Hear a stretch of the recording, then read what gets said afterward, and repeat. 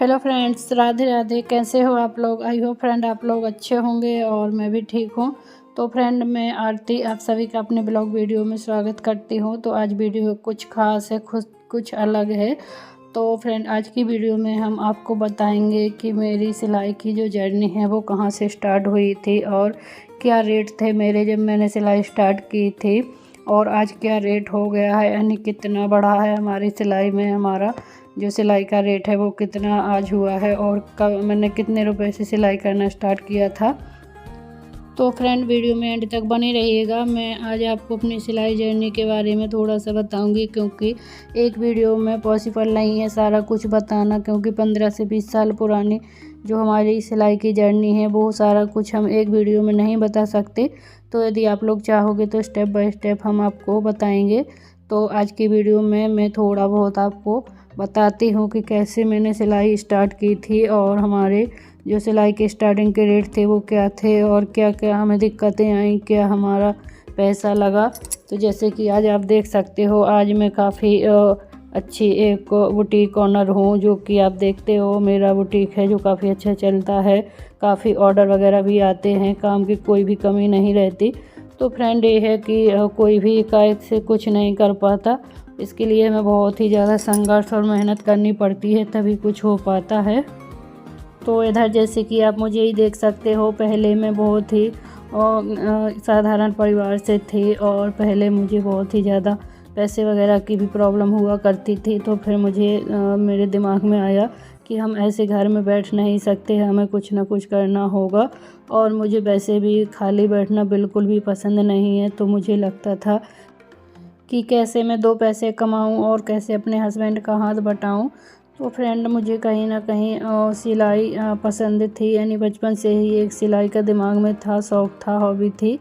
तो फिर मेरे दिमाग में आया सिलाई सीखने का फ्रेंड। तो काफ़ी देर हो चुकी थी, क्योंकि ये सिलाई वगैरह का सीखने का काम तब का होता है या तो जब हमारी शादी नहीं होती है, यानी हम फ्री होते हैं शादी वगैरह के और घर परिवार के झंझट में नहीं पड़ते हैं, तब हम बहुत अच्छे से सीख पाते हैं।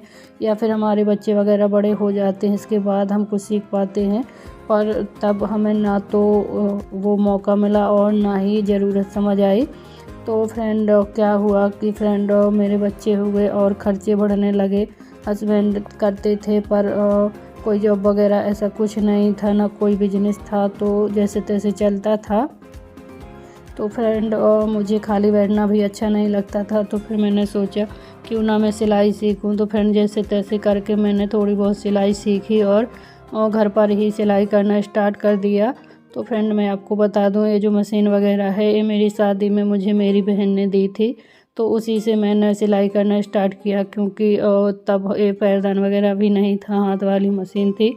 तो कुछ टाइम मैंने ऐसे ही थोड़ा बहुत सीख करके घर पर ही प्रैक्टिस चालू कर दी और सिलाई करना स्टार्ट कर दी। तो जैसे मैं खुद के ब्लाउज वगैरह बनाने लगी, तो फिर धीरे धीरे मोहल्ले वालों को पता चलने लगा कि मैं खुद के ब्लाउज वगैरह खुद ही सिल लेती हूँ। बच्चों को भी मैं छोटे मोटे कपड़े, फ्रॉक वगैरह बना लिया करती थी, पहना दिया करती थी। और तो ऐसे ही धीरे धीरे मेरा चलने लगा और लोगों को पता होने लगा धीरे धीरे। तो फिर क्या होता है कि मैंने शुरुआत में ऐसे ही सिलना शुरू कर दिया लोगों के कपड़े वगैरह। तो जो उनको अच्छा लगता था वो दे देते थे। उसके बाद फिर जैसे ही मुझे थोड़ा सा ठीक लगने लगा और मुझे लगने लगा कि अभी की सिलाई करते तो हैं, पर इसमें खर्चा भी बढ़ता है।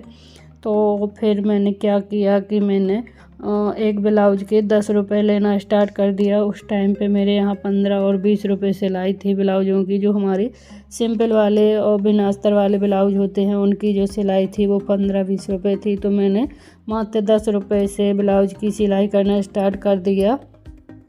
तो फ्रेंड, इसके बाद क्या हुआ कि जो अस्तर वाले ब्लाउज हैं वो भी धीरे धीरे आने लगे। तो फिर मैं अस्तर वाले ब्लाउज भी बनाने लगी।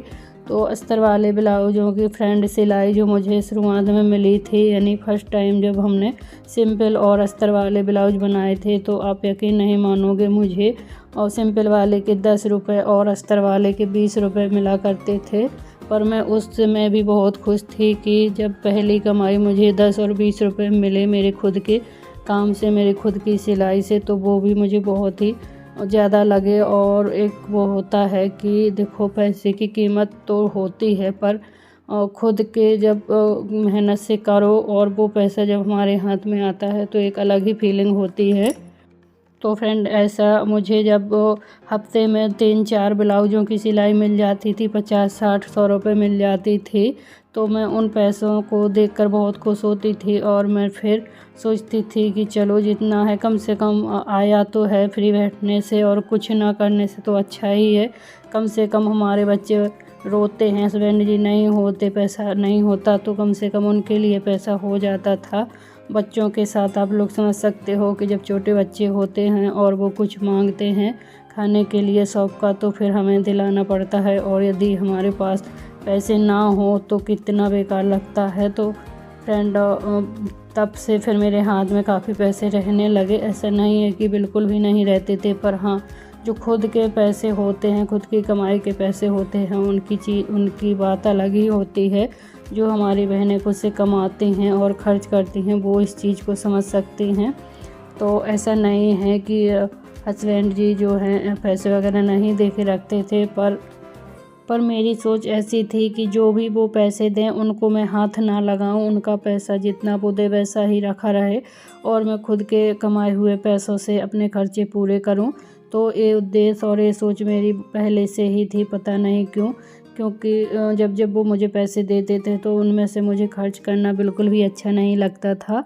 और तो फिर बस यही कारण था कि मुझे काम करने का बहुत ही ज़्यादा शौक़ था। तो फिर मैंने धीरे धीरे सिलाई सीखा, काम किया, और आप देख सकते हो सिलाई करके मैं यहाँ तक आ पहुँची हूँ। तो फ्रेंड काफ़ी मेहनत लगी, काफ़ी टाइम लगा हमें यहाँ तक आने में। तो फ्रेंड यदि आप लोग चाहो तो कुछ भी कर सकते हो, बस आपको मेहनत करना पड़ेगा। आप चाहो कि हमें कुछ करना ना पड़े, मेहनत ना करना पड़े, आराम से दिन भर खाएं पिएं और आराम करें, उसके बाद भी हम कुछ कर लें, तो ऐसा नहीं है। बहुत ही ज़्यादा संघर्ष करना पड़ता है, बहुत ही ज़्यादा मेहनत करनी पड़ती है हमें, तभी हम कुछ कर पाते हैं। देखो वही है, कब कुछ पाने के लिए खोना पड़ता है। तो हमें अपने जो है अपने शरीर के लिए, यानी जो आराम है, जो केयर है, वो काफ़ी कुछ हमें खोना पड़ता है। कुछ लेडीज़ें होती हैं कि उनका एक उद्देश्य ही होता है कि खाना पीना बनाकर, खाकर, घर के काम करके कम से कम 1 से 2 घंटे उन्हें आराम करना है, और फिर उसके बाद अपने खुद की केयर के लिए भी काफ़ी पैसा और काफ़ी ये पार्लर, ये वो काफ़ी कुछ चीज़ें उनको मेंटेन करके रखती हैं अपनी बॉडी के लिए। तो भाई इस सब चीज़ों के लिए हमारे पास ना तो टाइम होता है और ना ही हमें लगता है कि हमें इन चीज़ों में पैसा वेस्ट करना चाहिए। हाँ, होता है, जो ज़रूरी होता है वो सब कोई करता है, पर मैं ऐसी नहीं हूँ। मैं इतना सा ज़्यादा ध्यान नहीं देती अपने खुद के ऊपर। मेरा यही होता है कि इतने टाइम में हम कुछ ही काम कर लें।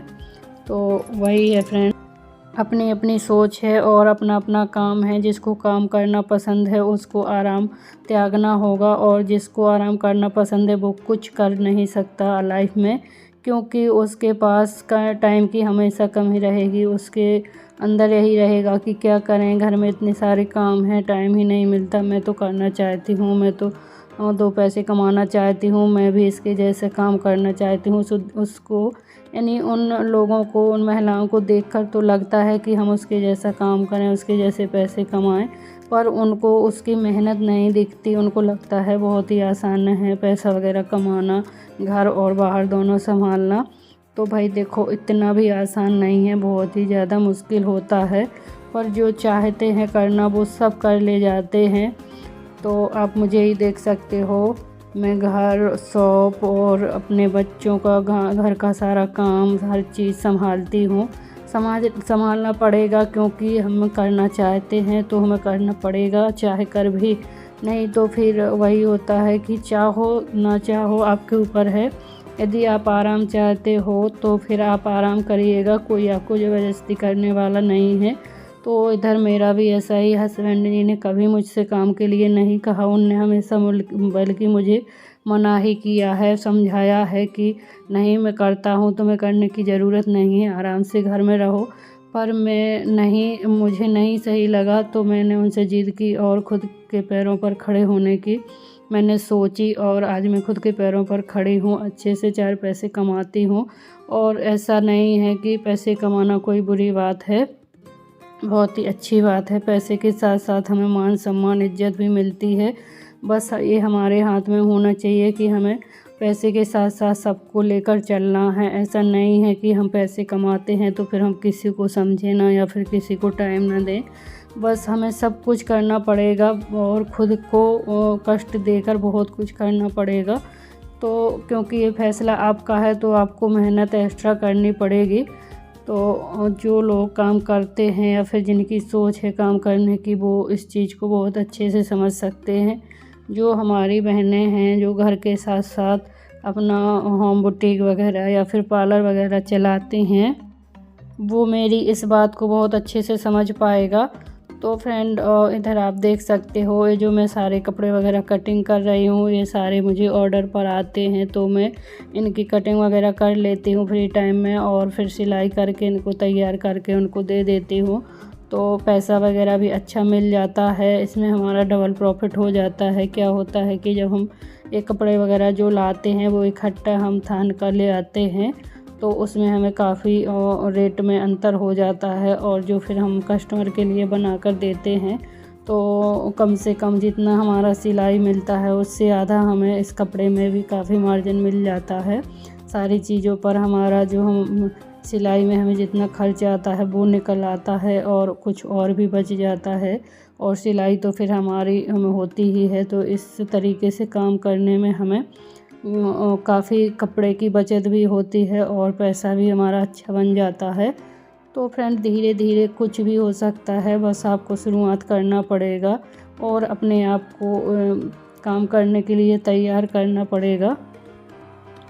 तो देखो, जो लोग यदि चाहते हैं कुछ करना तो भाई मेरा यही कहना है कि बहनों मेरी, आप सोचो मत, सोचोगे तो सोचते ही रहोगे। आप यदि करना सच में चाहते हो तो आप लोग करिए, स्टार्ट करिए। जैसे ही आपने इतने साल निकाल दिए सोचते सोचते, पूरा 2024 हमारा निकल गया, अभी हमारा 25 स्टार्ट हो गया है, तो आप इस साल भी बहुत कुछ कर सकते हो यदि आप चाहोगे और पूरे मन से ईमानदारी से काम करोगे। बस हाँ, आपको एक त्याग करना पड़ेगा, वो है खुद के लिए आराम। तो आपको यदि आप इस तरीके के काम करते हो तो फिर आपको आराम नहीं मिलेगा उतना जितना कि आपको चाहिए। तो यदि काम करना है तो आराम नहीं, और आराम करना है तो फिर दूसरों का देखकर वो पैसा और काम नहीं कि जैसे आप सोचते हो कोई करता है। कोई भी लेडीज़, कई हमारी बहनें हैं जो घर के साथ साथ बाहर का भी बहुत ही अच्छे से काम करती हैं, या फिर उनके घर में ही बुटीक वगैरह है या फिर पार्लर वगैरह है, तो वो आप उन्हें देखते होंगे और नहीं देखते तो देखिएगा एक बार, समझिएगा कि वो कितना पूरा दिन कितना काम करती हैं, कितना परेशान रहती हैं, तब जाकर उनको उनके हाथ में पैसे आते हैं। तो ऐसा नहीं है, पैसा आता है तो हमारी सारी थकान दूर हो जाती है। पैसा ही एक ऐसी चीज़ है कि इंसान से कुछ भी करवा देता है, फिर उस दिन हो या रात उससे कुछ भी नहीं दिखता। पैसा ही एक ऐसी चीज़ है कि आप देखते होंगे कि पैसे की जब हमें पैसा एक्स्ट्रा मिलता है तो लोग ओवर टाइम करते हैं, जो जॉब वगैरह करते हैं वो भी ओवर टाइम करते हैं, तो सारा पैसे के लिए ही करते हैं। तो भाई यदि आपके अंदर कोई हुनर है और आप चाह रहे हो, सोच रहे हो करना, तो आप लोग ज़रूर करिए। देखो, शरीर है, इंसान को बूढ़ा होना है, शरीर त्यागना है। यदि आप कुछ कर पाओगे, कुछ करोगे तो कम से कम अपनी ज़िंदगी में अपने हाथ में कुछ पैसा होगा, इज्जत होगी, नाम होगा। तो देखो, पैसे के साथ साथ यदि तुम अच्छे से कुछ ठीक ठाक काम करते हो और पैसे कमाते हो तो समाज में भी नाम होता है। ऐसा नहीं है कि पैसा कमाने से खाली पैसा ही आता है, नहीं, पैसा कमाने से आपका वैल्यूएशन भी बढ़ता है, आपका एक नाम होता है। फिर चाहे आप पढ़े लिखे हो या कम पढ़े लिखे हो, यदि आप कम पढ़े लिखे हो और अच्छे से काफ़ी अच्छा काम करते हो, पैसा कमाते हो तो और अपने पैरों पर खड़े हो तो आपका एक नाम होता है। लोग आपके पीठ पीछे आपकी तारीफ़ करते हैं, चर्चा करते हैं कि वो देखो उसकी वाइफ कितना अच्छा काम करती है, खुद के पैरों पर खड़ी है, घर के साथ साथ काम भी संभालती है। तो पैसे कमाने वाली महिलाओं की, बहनों की एक अलग ही बात होती है वो खुद समझ सकते हैं, उनकी एक अलग ही रिस्पेक्ट होती है। तो फिर यदि आप कम पढ़े लिखे हो और आपके अंदर कोई हुनर है तो आप ये मत सोचो कि आप कम पढ़े लिखे हो, आप कुछ नहीं कर सकते। आप कुछ भी कर सकते हो। जब मेरे जैसी बहुत ही कम पढ़ी लिखी लेडीज जितना कुछ कर सकती है अपने पैरों पर खड़े हो कर के, इनका कम से कम 500 से 1000 रुपये कमा सकती है, तो आप लोग भी कर सकते हो। यदि आप कम पढ़े लिखे हो और आपके अंदर कोई टैलेंट छुपा है तो ये सोचकर आप मत रहिए कि आपसे नहीं होगा। भाई आपसे होगा, क्यों नहीं होगा। आप देख सकते हो जब मुझसे हो गया है तो आपसे भी हो जाएगा। इधर जो आप मेरी शॉप देखते हो, ये जो बुटीक मेरा है, ये मैंने बहुत ही कम पैसे से इसको शुरुआत किया था। इसमें मैंने शुरुआत में मात्र 45,000 रुपये लगाए थे, जिसमें सारी मशीन वगैरह, रैक वगैरह सब कुछ था A to Z। और इससे मैंने अब धीरे धीरे इसमें 50,000 से भी कम इन्वेस्ट किया था और अभी करीब 5 लाख से ऊपर ही हमारा इसमें जो माल है वो पड़ा है। तो जब मैंने धीरे धीरे इतना करके इतना अपना शॉप को बढ़ा लिया है तो भाई आप लोग भी कर सकते हो। और गाइस इधर आप देख सकते हो, इधर कर रही हूँ मैं एक फिश कट ड्रेस की कटिंग, जिसका वीडियो मैं आप लोगों को डिटेल से लाऊंगी यदि आप लोग कमेंट करोगे तो। ये बहुत ही ब्यूटीफुल सी फिश कट ड्रेस है जो बहुत ही सुंदर लगेगी बनने के बाद। तो इसका मैं फुल वीडियो आप लोगों के लिए लाऊंगी।